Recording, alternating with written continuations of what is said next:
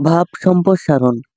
শৈবাল দিঘিরে বলে উচ্চ করি শির, লিখে রেখো এক ফোঁটা দিলেম শিশির। পৃথিবীতে এমন কিছু লোক আছে যারা উপকারীর উপকার স্বীকার করে না, বরং তারা সামান্য উপকার করতে পারলেই দম্ভ ভরে তা প্রচার করে বেড়ায়। শিশির বিশাল জলরাশির মধ্যে শৈবালের অবস্থান ও অস্তিত্ব। এই শৈবালের ওপর জমেছে ভোরের শিশির, শিশিরের ক্ষুদ্র ফোঁটা গড়িয়ে পড়েছে দিঘির অগাধ জলে। এই সামান্য শিশির ফোঁটাকে শৈবাল দিঘির প্রতি তার মহৎ দান বলে গণ্য করেছে। অথচ দিঘির বিশাল জলরাশির কাছে এক ফোঁটা শিশির অতি তুচ্ছ।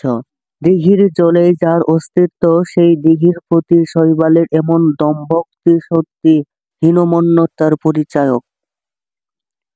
শৈবালের মতো মানব সমাজেও এমন অনেক অকৃতজ্ঞ লোক আছে যারা পরের দয়া দাক্ষিণ্য দু হাতে গ্রহণ করে, কিন্তু সামান্য উপকার করতে পারলেই মনে করে আমি মহৎ কিছু করে ফেলেছি। প্রকৃতপক্ষে যিনি মহৎ এবং যথার্থ পরোপকারী, তিনি অপরের উপকার করে কখনো দম্ভ প্রকাশ করে না। নিছক আত্মপ্রচারের জন্য নয়, বরং নিঃস্বার্থভাবেই তিনি পরের উপকার করেন।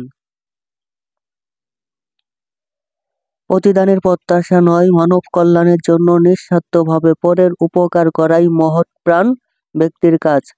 প্রিয় শিক্ষার্থী, পরের ভাব সম্প্রসারণটি পেতে চ্যানেলটির প্লেলিস্ট চেক করতে পারো। প্রিয় শিক্ষার্থী, তুমি যদি আমার চ্যানেলটি এখনো সাবস্ক্রাইব করে না থাকো, তাহলে আর দেরি না করে এখনই চ্যানেলটি সাবস্ক্রাইব করে পাশে থাকো। ধন্যবাদ।